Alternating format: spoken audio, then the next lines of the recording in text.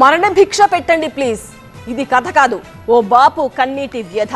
చావు మీద భయంతో ఎంతో మంది క్షమాభిక్ష కోరుతుంటారు, కానీ ఆయన మాత్రం మరణశిక్ష ప్రసాదించండి అని వేడుకుంటున్నారు. కన్నీటి చుక్క రాలకుండా కష్టాలను శాసిస్తూ 40 ఏళ్లుగా ఆనందాన్ని శ్వాసించారాయన. కానీ ఇప్పుడు మరణమే శరణ్యం అంటున్నారు. ఎందుకు?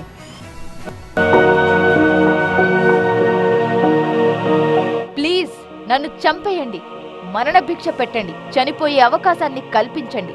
ఇట్లు కట్ల శ్రీనివాస్.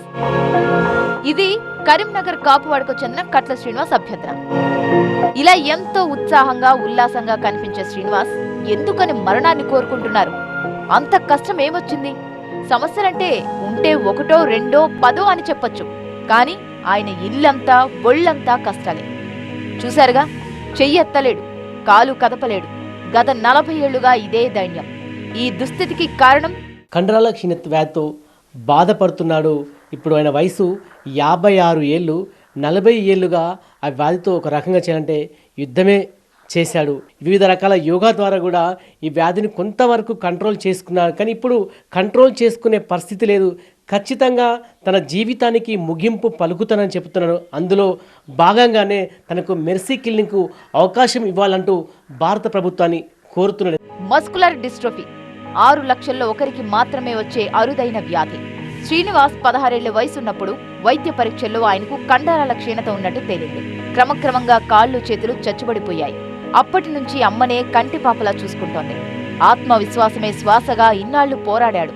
కానీ ఇప్పుడు ఇటు ఆరోగ్యపరంగా అటు ఆర్థిక పరంగా పరిస్థితి మరింత దిగజారింది. కండర క్షీణత మస్క్యులర్ డిస్ట్రోఫీ అనేటువంటి వ్యాధితో బాధపడుతున్నాను. సంపూర్ణంగా ఆనందంగా అనుభవించాను. కానీ ఇప్పుడున్నటువంటి పరిస్థితులు, ఈ చలికాలము, ఈ శరీరము అస్సలు ఒప్పుకోవడం లేదు.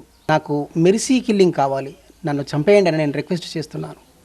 నాకు కారుణ్య మరణం కావాలి. అలాగే గౌరవ భారత ప్రధానమంత్రి శ్రీ నరేంద్ర మోడీ గారిని కూడా నాకు ఈ అనుమతి ఇవ్వండి, మెర్సీ కిల్లింగ్ ఇవ్వమని కోరుకుంటున్నాను. నా అవస్థను, నా బాధను, నా దీన వ్యవస్థను దయచేసి గమనించమని నేను సుప్రీంకోర్టుని ఆశ్రయిస్తున్నాను.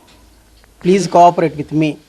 జీవోత్సవంలా బతుకీడ్చడం తన వల్ల కావడం లేదన్న శ్రీనివాస్ మెర్సీ కిల్లింగ్కు అనుమతినివ్వాలని అప్పీల్ చేశారు.